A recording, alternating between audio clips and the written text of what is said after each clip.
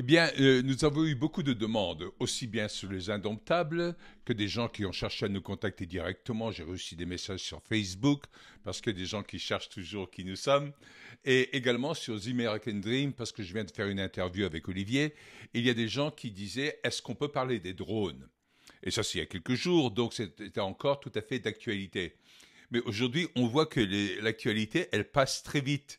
Elle est là, pendant un certain temps, on ne parle que de ça, et d'un seul coup, ça disparaît. Alors, qu'est-ce qu'il y avait d'intéressant sur toute l'histoire des drones? Mais il faut savoir déjà que il y a un an, il y a 2 ans, il y avait un genre de ballon qui était un ballon d'espionnage qui avait circulé autour des États-Unis, qui avait fait toute la traversée des États-Unis, et il s'est avéré que c'était un ballon chinois. Donc les gens disaient comment est-ce qu'on avait pu permettre ce genre de choses, pourquoi l'ont pas descendu, etc. Là, avec l'histoire des drones, c'est très intéressant parce que la première chose qu'on peut en retirer, c'est que la perception de la réalité est plus importante que la réalité même. Combien de drones il y avait, c'est très difficile de savoir. Mais on sait que ça commençait surtout au-dessus du New Jersey. On sait qu'il y en avait au moins une cinquantaine, sinon plusieurs centaines, mais il y avait des drones de partout. Et on disait que certains de ces drones, c'est sûr que ce n'étaient pas des avions, c'est sûr que ce n'était pas autre chose, et que les drones étaient exceptionnels parce qu'ils avaient des tailles d'une voiture ou même d'un camion, pour certains qui disaient. Alors, il y avait des gens qui disaient non, c'était des orbes rondes, etc. Et bien sûr, on était parti tout de suite sur des aliens, des extraterrestres qui étaient en train d'arriver. Et il y avait toutes sortes de présuppositions. Et toutes ces présuppositions, elles n'étaient pas enlevées par le gouvernement, mais au contraire, le gouvernement les a nourries dans le sens où les gouvernements américains, le Pentagone, la Maison Blanche, disaient on ne sait pas ce que c'est, mais il ne faut pas s'inquiéter. Ce qui, en soi-même, était parfaitement contradictoire, parce que si on ne sait pas ce que c'est, ben, comment est-ce qu'on sait qu'on est en toute sécurité? Et donc là, il y a eu plein de théories de complot qui sont sorties, etc., y compris certaines qui avaient une certaine base, parce qu'il y a des gens qui disaient que c'était des drones qui pouvaient sentir des choses, et notamment la présence de certains éléments radioactifs. Alors, il y a des gens qui disaient qu'il y avait une bombe nucléaire qui avait été égarée. Ça s'était amplifié parce que vers le 14 novembre, il y a eu un accord secret qui a été signé, mais qui est quand même arrivé à la surface. On fait partie de ces temps-là. Même ce qui est secret arrive à la surface tôt ou tard, et de plus en plus tôt, maintenant plutôt que tard, parce qu'il y a des fuites toujours. Et le 14 janvier était renforcé par le 14 novembre était renforcé par le 28 novembre parce qu'il y a eu des accords signés entre le gouvernement américain, notamment par le biais du Pentagone, et les forces armées britanniques, donc avec le Royaume-Uni, sur un échange de capacités nucléaires, c'est-à-dire les États-Unis allaient envoyer et déposer des bombes nucléaires en Angleterre pour pouvoir défendre soit l'Angleterre, soit l'Europe, soit l'Ukraine, on ne sait pas au juste, mais c'était une escalation, une augmentation du conflit avec l'Ukraine et la Russie. Et ça, c'était encore accentué davantage par le fait que on sait que la semaine dernière, il y a quelques jours, alors que je suis en train d'enregistrer ça, il y a eu l'assassinat du général Kirillov, qui était le général responsable des armes et des forces nucléaires en Russie. Et ça, Poutine, de nouveau, et puis poussé par sa Douma, qui est l'Assemblée nationale russe, poussé par toutes les autres personnes en Russie, car il ne faut pas oublier qu'aujourd'hui, dans des tas de mesures par rapport à l'Occident, Poutine est le plus modéré, que la plupart des gens qui existent en Russie sont en train de pousser à des positions bien plus dures, y compris Medvedev, qui est le dernier à avoir occupé la présidence de la Russie entre deux mandats de Poutine. Et il y avait des pressions pour qu'il y ait une réaction. Et sans doute, il y aura encore une réaction par rapport à l'Ukraine. D'ailleurs, j'ai vu tard hier soir qu'il y avait un bombardement d'armes dans l'ouest de l'Ukraine et qui représentait en valeur pour 300 millions de dollars. Donc, ce n'était pas un petit truc. Et donc, il risque d'y avoir de plus en plus de réactions de ce genre. Alors, ces histoires de drones, c'était quoi? On se posait des tas de questions sur tout, mais on ne répondait pas. même des membres du Congrès disaient on n'est pas au courant, on suppose telle ou telle chose. Le gouverneur du New Jersey disait je ne suis pas au courant, je demande des éclaircissements. Tout le monde demandait des tas de choses. Trump est sorti, on lui a posé la question parce qu'il avait fait une conférence de presse qui a duré plus d'une heure, et qui était exemplaire dans ce qu'il disait. Et on lui a posé la question sur les drones. Il dit, de toute façon, le gouvernement sait ce que c'est, mais je ne sais pas pourquoi le gouvernement ne veut pas le dire. Et comme je ne suis pas encore le gouvernement, il a dit, il ne m'appartient pas de le dire au-delà de tout ceci. À mon avis, toutes ces histoires de drones, il y a peut-être ces éléments nucléaires derrière, il y a peut-être des tests du Pentagone, il se peut qu'il y ait beaucoup de choses qui sont en train de se passer, mais pour moi, c'était avant tout ce qu'on appelle en anglais une PSYOP. Une PSYOP, c'est une Psychological Operation, une opération psychologique, où on testait de nouveau la population pour voir comment on peut faire réagir la population sur certaines choses, comment on peut la préparer pour certaines choses, parce que c'est pas seulement, une PSYOP n'est pas faite seulement pour voir la réaction des gens au moment où c'est en train de se faire, mais on est en train de le faire pour voir comment on peut implanter des idées dans la tête des gens pour qu'elles soient plus acceptables par la suite. C'est un peu la même chose qui a été fait avec le Covid. Le Covid, c'était pas le Covid lui-même qui était hyper dangereux ou quoi que ce soit. On a des statistiques aujourd'hui que le Covid a fait plus de morts aux États-Unis que dans n'importe quel autre pays. Mais il faut comprendre qu'aux États-Unis, on comptait toutes les morts à l'époque comme des morts du Covid. Donc d'un seul coup, il y avait 0 mort d'une grippe normale, il y avait 0 mort de toute autre sorte de maladie ou d'accident, et tout était Covid. Donc même les statistiques, on peut pas s'y fier. Mais à force des mois et des années qui passent, les statistiques restent. Et on a de plus en plus de mal à les démonter, à démontrer qu'elles étaient fausses. Alors, qu'est-ce qui se passe avec ce genre de choses ? On sait que la façon la plus facile d'influencer les gens, c'est par la peur. Alors, il y a des gens qui ont peur des extraterrestres. Il y a des gens, pendant un certain temps, qui disaient qu'il y avait un navire de guerre iranien au large des côtes américaines dont partaient tous ces drones, et même qu'ils partaient d'en dessous de l'eau. Plus c'était abracadabrant, plus c'était crédible, parce que plus une image est folle, plus les gens vont s'en souvenir. C'est-à-dire, on implantait des images dans la tête des gens pour que les gens se comportent d'une certaine façon. Quand on implante des images dans la tête des gens, on sait comment ils vont agir par rapport à une crainte, par rapport à une peur, par rapport à des tas d'autres choses de ce genre. C'est-à-dire, il me semblerait que si je vais faire une anecdote de comparaison avec les jeux vidéo, on cherche à transformer la plupart de la population en PNJ, c'est-à-dire en personnages non joueurs. Vous savez, quand vous jouez aux jeux vidéo, il y a essentiellement quelques personnages clés, dont vous êtes un d'entre eux, qui se battent, etc.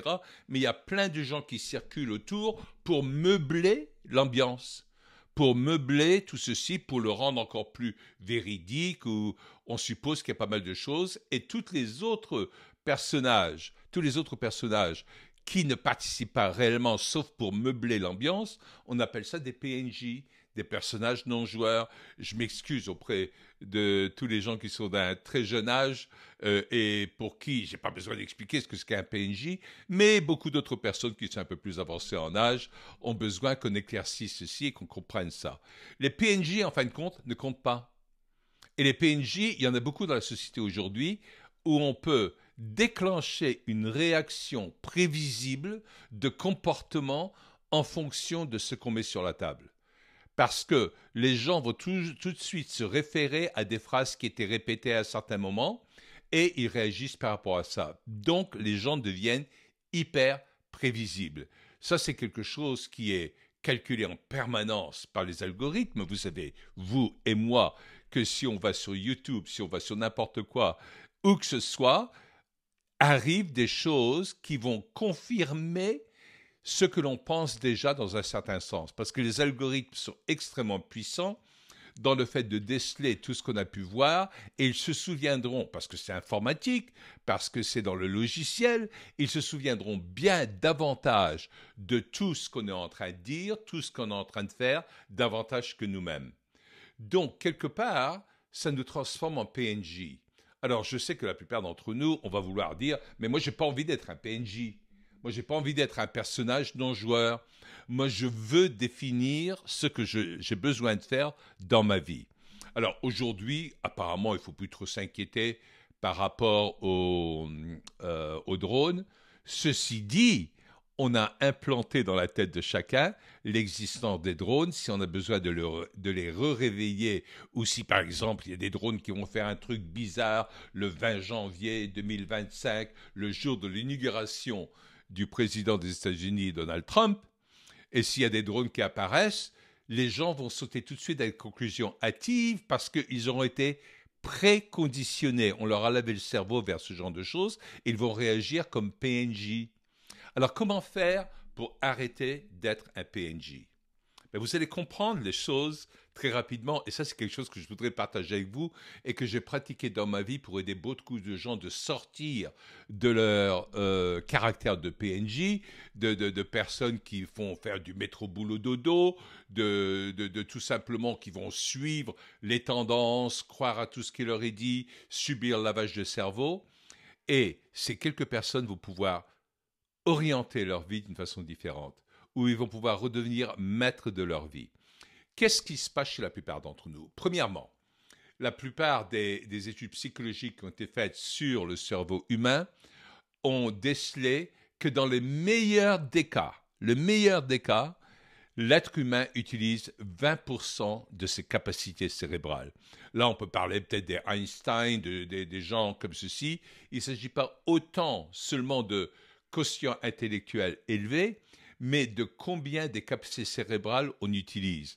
Dans le meilleur des cas, les gens utilisent 20% des capacités cérébrales. Supposons que vous êtes parmi ceux qui utilisaient 20% de vos capacités cérébrales. Souvenez-vous, on va mettre le 20% de côté. Maintenant, on va regarder le reste. À quoi est-ce qu'on pense? On pense aux choses suivantes. 50% du temps, on pense à notre passé. Dans notre passé, il y a tout le conditionnement, par exemple, par rapport aux drones, par rapport à des tas d'autres choses. On pense à ce qu'on a échoué, oublié de faire dans notre passé. On pense à tous nos échecs, tous nos manquements, toutes nos fautes, toutes les choses qui nous diminuent dans notre image de nous-mêmes dans le passé. 50% de notre temps est passé, pas là où nous sommes, mais il est passé à réfléchir au passé. Et 40% est passé dans le fait de s'inquiéter par rapport à l'avenir. Pourquoi? Parce que si on pense du passé et on projette ça dans l'avenir, eh bien on prend les 50% et on nourrit les 40% dans l'avenir avec de l'inquiétude, de la peur de répéter les mêmes actions qu'on a fait dans le passé. Si on prend 50% et 40%, ça fait 90%. Dans le meilleur des cas, de nouveau, il ne reste que 10% des gens qui sont capables de se concentrer sur le présent actuellement. Seulement 10%. Alors, si on utilise un maximum de 20% de nos capacités cérébrales multiplié par 10% de concentration sur le présent, 10% de 20%, c'est 2%. Et après, on se demande pourquoi on arrive à être tellement facilement manipulé par des données qui sont là. Alors, la plupart d'entre nous vont dire, qu'est-ce qu'on doit faire? Est-ce qu'il faut arrêter d'écouter toutes les choses qu'on nous dit? Non, parce que quand même, quelque part, il faut s'instruire, il faut écouter, il faut faire ce genre de choses. Mon père me disait toujours, quand j'étais gamin, il achetait 2 journaux, regarde le titre dans 2 journaux différents, sur quelque chose qui est en train de se passer. Il y en a un qui dit une chose, l'autre qui dit autre chose, et dit, ni l'un ni l'autre ne dit la vérité. Mais tu as besoin de lire les deux pour te faire ton propre opinion, et à force de le faire, tu vas découvrir la vérité quelque part entre les deux. Donc, comment faire? Eh bien, il s'agit de prendre toutes les données et de se concentrer dans les 10% là. Si on commence à augmenter les 10%, ça veut dire qu'on arrête de se sentir coupable de tout ce qui s'est passé dans le passé. On arrête de s'inquiéter en permanence par rapport à l'avenir. on va augmenter la présence de notre esprit, hein, en grec c'est notre noia, et on va le mettre au-dessus de tout ce qu'on fait. Au-dessus c'est le méta-noia. On va pouvoir contrôler davantage ce que l'on pense et ce vers quoi on va. Alors, si on ne fait pas ça, ben on est à côté de nos pompes. Hein, et à côté de notre esprit, en grec, à côté de, ça se dit para. On est à côté de notre esprit, donc on est paranoïa. C'est comme ça qu'on finit par avoir peur en permanence, on est paranoïaque en permanence. Et la seule façon de faire face à cette paranoïa, c'est de donner un sens à ce qu'on fait. Et la seule façon de donner un sens à ce qu'on fait, c'est d'agir comme des PNJ, etc., qui sont complètement prévisibles. Rares seront les personnes qui vont pouvoir dépasser tout ceci. Donc, souvenez-vous des drones, mais ne réagissez pas au quart de tour s'ils apparaissent. En permanence, il faut penser que des gens extrêmement puissants sont capables de faire des opérations psychologiques et de nous contrôler de cette façon-là. Donc c'est à nous d'être bien davantage présents dans ce que l'on peut faire chaque jour, nous, en partageant des informations comme celle-ci. Vous êtes en train de regarder quelque chose, ben, assurez-vous que d'autres personnes puissent regarder les mêmes genres de choses, qu'ils puissent entendre des éléments qui vont être libérateurs pour eux de cette prison de PNJ, de cette prison de préconditionnement mental et de pouvoir prendre leur vie de nouveau en main et d'avancer. Eh bien, ça, c'est ce qu'on va chercher à faire régulièrement avec vous. Il y a une telle demande de la part de tout le monde qu'on fasse davantage de choses qu'on va commencer très bientôt avec les Indomptables. On va faire des choses, on va parler de points de rupture avec un live hebdomadaire pour être bien plus proche des informations qu'on est en train de digérer, d'avaler, de consommer d'une façon régulière. Et sur Point de rupture, ça va être un live régulier. On va parler de toutes les informations de la semaine, comment les voir, comment les comprendre. Et j'ai envie de partager avec vous certaines choses parce qu'il vous appartient de vous libérer du conditionnement qui est donné en permanence. Alors à très bientôt.